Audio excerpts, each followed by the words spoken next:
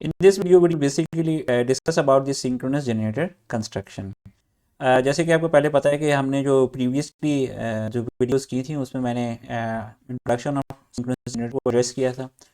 सबसे पहले इंपॉर्टेंट चीज़ ये है कि मैंने बताया था कि why they are called alternators, और फिर डिफरेंट कॉन्फ़िगरेशंस हैं जो उसके सिंक्रोनस जनरेटर के अंदर होती हैं, जैसे कि जो लो रेटिंग्स के लिए और हाई रेटिंग्स के लिए होती हैं, उनके हवाले से डिस्कशन की थी। आज जो बेसिकली हम डिस्कशन करेंगे वो मेजरली सिंक्रोनस जनरेटर की कंस्ट्रक्शन के हवाले से हैं। सो सिंक्रोनस जनरेटर की अगर कंस्ट्रक्शन के हवाले से बात करें तो मेनली सिंक्रोनस जनरेटर की कंस्ट्रक्शन में दो पार्ट्स होते हैं, बड़े पार्ट्स हैं, stator the stationary part and the rotor the rotating part. ठीक है, तो बेसिकली सिंक्रोनस जनरेटर जो है वो बेसिकली इन दो पार्ट से मिले बना हुआ है, ज़्यादा कोई इसमें कोई ज़्यादा है नहीं। वाइंडिंग्स जो है वो होती है, वाइंडिंग्स क्योंकि स्टेटर साइड पे भी होती हैं और रोटर साइड पे भी होती हैं। मेनली जो हमने प्रीवियसली दो वीडियोस में बात की थी कंस्ट्रक्शन के कॉन्फ़िगरेशन के हवाले से, तो ये मैंने बताया था कि इधर आपकी जो दो इंपॉर्टेंट वाइंडिंग्स हैं, आर्मेचर वाइंडिंग और फील्ड वाइंडिंग्स, वो कहाँ पे लोकेटेड होती हैं वो डिपेंड करता है कॉन्फ़िगरेशन पे। अगर वो स्टेटर पार्ट पे लोकेटेड हैं तो हम उसको फिक्स्ड आर्मेचर टाइप कहलाता है, और अगर वो रोटर पे लोकेटेड हैं आपकी आर्मेचर वाइंडिंग्स तो हम उसको रोटेटिंग आर्मेचर टाइप में कहलाती हैं, तो ये कॉन्फ़िगरेशन कहलाती है। ठीक है, अच्छा, स्टेटर जो है ना आपका, बेसिकली स्टेटर आपका जो है वो बेसिकली तीन पार्ट से थ्री होते हैं।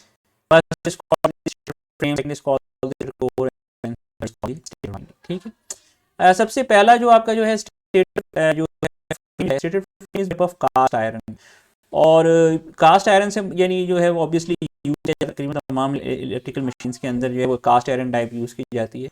It's function is to support provide support to stator core. Support से मुराद क्या, बेसिकली सपोर्ट से मुराद ये है कि जो इंटरनल ऑफ द मशीन है उसको सेव किया जाए या प्रोटेक्ट किया जाए आउटर जो इन्वायरमेंट है उसकी जो हार्मफुल इफेक्ट्स हैं उससे। मिसाल के तौर पर डस्ट है या ह्यूमिडिटी है या फायर है या और इस किस्म के हैजर्ड्स हैं, उनसे आप अपनी इंटरनल मशीन को जो है वो प्रोटेक्ट करते हैं, और ये हाउसिंग प्रोवाइड करता है। तो मेन पार्ट जो उसका जो मेन जो इसका है वो हाउसिंग प्रोवाइड करना है। लेकिन इसके अलावा चूंकि आपको पता है कि जो मैग्नेटिक फील्ड्स होती हैं ये लूप्स की सूरत में होती है, मैग्नेटिक लाइंस ऑफ फोर्स जो होती हैं लूप्स की सूरत में, so they have to complete their path before they have to close their path. Close path करने के लिए ऑब्वियसली ये आउटर भी जो है ना जा सकती हैं, जो आउटर जा रही होती हैं, जो ये बेसिकली से आउट हो रही होंगी, उनको पाथ प्रोवाइड करने के लिए सर्किट को कंप्लीट करने के लिए मैग्नेटिक पाथ के आप ये किसी रखें। ठीक है, होता ये कि एक बड़ा इंपॉर्टेंट कॉन्सेप्ट है परमिनिबिलिटी ऑफ मटेरियल के हवाले से। तो कास्ट आयरन की परमिबिलिटी जो होती है ना वो बहुत ज़्यादा होती है निस्बत जो ए है उसके।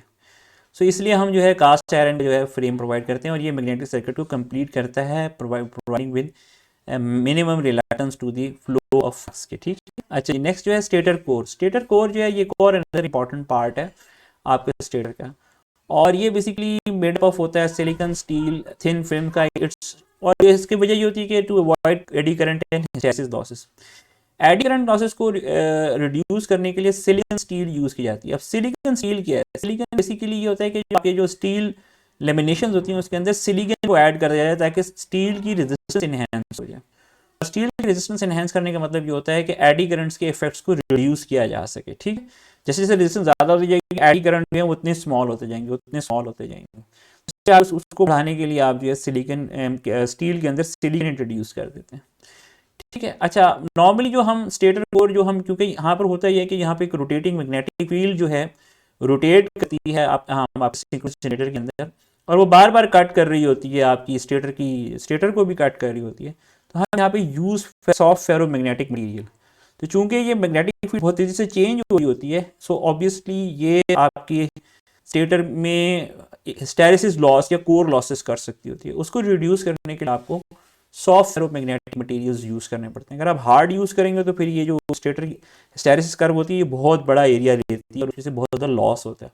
सो हम basically soft ferromagnetic materials use करते हैं। ठीक है, thickness of this lamination is normally 0.25 mm to 0.5 mm।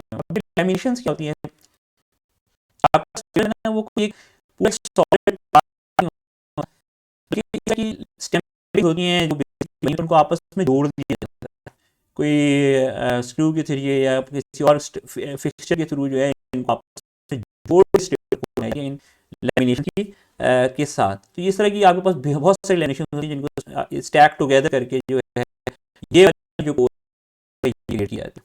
और ये जो इनके अंदर जो है आप इसके अंदर जो है अपनी वाइंडिंग प्लेस करते हैं और वो this is this thing armature winding is made up of copper और aluminium.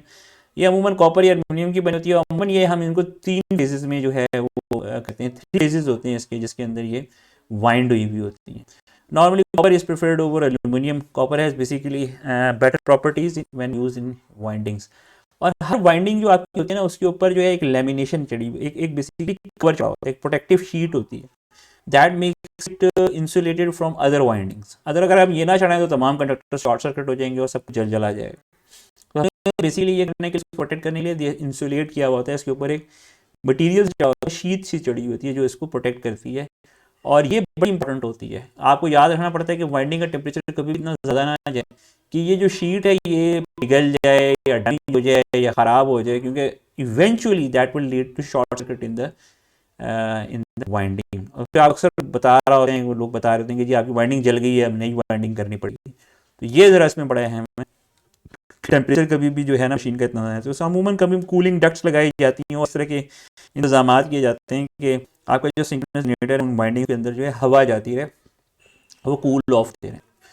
For higher ratings, winding conductors are normally rectangular bars and round conductors. So instead of using windings for higher ratings, हम ये rectangular bars use करते हैं। ये भी आपको ferromagnetic materials की बनी हुई होती है, ठीक है। और ये बार्स जो है ना they behave as a winding. और ये उस वक्त होता है कि जब बहुत हाई रेटिंग की मशीन हों, thousands of kilovolts voltage introduce कर रहे हैं और हंड्रेड ऑफ एम्पियर्स करंट चलाना है, तो फिर आपको ये वाइंडिंग सूटेबल नहीं रहती, बल्कि आपको रेक्टेंगुलर बार्स इंट्रोड्यूस करनी पड़ती है, ठीक है। रोटर जो है हमारे पास जो रोटर्स होते हैं बेसिकली ये 2 टाइप की कंस्ट्रक्शंस में आते हैं। एक को हम सेलिएंट पोल रोटर कहते हैं, जैसे यहाँ पे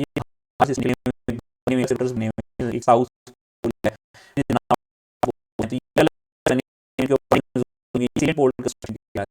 और एक सिलेंड्रिकल पोल, ठीक है। ये रोटर जो है वो स्टैंपिंग के अंदर बनाया जाता है ठीक है। रोटर जो होता है ना ये 2 टाइप्स, 2 पार्ट में डिवाइडेड होता है। एक को रोटर को कहते हैं, रोटर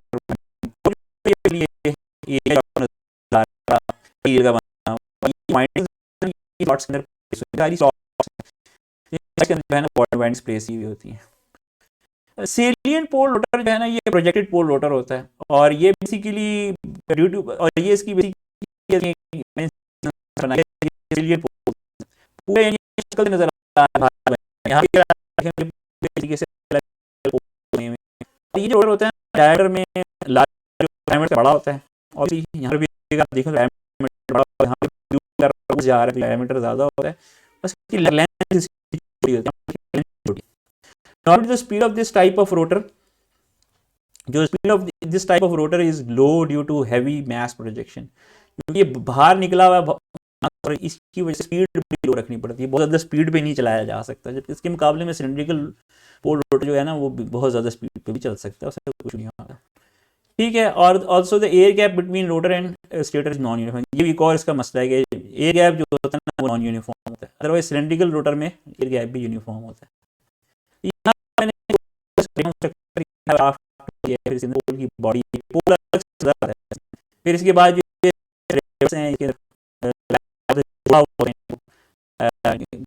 पार्ट आर्मेचर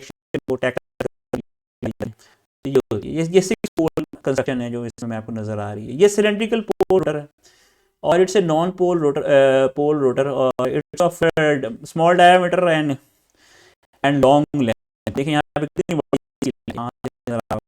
मगर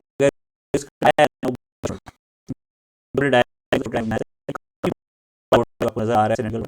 its speed is normally high, बहुत हाई स्पीड में चलाया जाता है 1500 टू 300 आरपीएम, इवन 6000 आरपीएम पे, जो 3000 आरपीएम 1500 आरपीएम 6000 आरपीएम अच्छी खासी स्पीड के साथ इसको चलाया जा सकता है। Its speed is normally high and has a uniform air gap stator and rotor. ये 2 मेन कंस्ट्रक्शन के पॉइंट ऑफ व्यू से एग्जिस्ट करते होते हैं। फिर रोटर वाइंडिंग्स की बात करते हैं। अब रोटर वाइंडिंग्स जो हैं वो फिर कॉपर और एल्युमिनियम की बनी हुई होती है। नॉर्मली हम कॉपर की जो है प्रेफर करते हैं फॉर लार्जर मशीन्स अगेन वही रेक्टेंगुलर बार्स और राउंड कंडक्टर हैं वो इंट्रोड्यूस किए जाते हैं, और इसके अंदर भी एक जो है there is a separate winding called damper winding. Purpose of this winding is to provide starting torque. ये बेसिकली मोटर के पर्सपेक्टिव में यूज की जाती है। जनरेटर की बात करते हैं, जनरेटर में हमें स्टार्टिंग टॉर्क की ज़रूरत नहीं होती, हमें नॉर्मली प्राइम मूवर्स वगैरह जो हैं वो चला रहे होते हैं, वही स्टार्ट करते हैं, वही चलाते हैं। ठीक है, तो ये बेसिकली आज जो ये डिस्कशन है basically relates to the construction of the synchronous machine, और सिंक्रोनस मशीन में क्या होती हैं, जो सारी पार्ट्स हैं जो उनके हवाले से हमने बात की। और इंशाल्लाह इससे नेक्स्ट जो है हम स्टार्ट करेंगे on the different principles of synchronous Motors.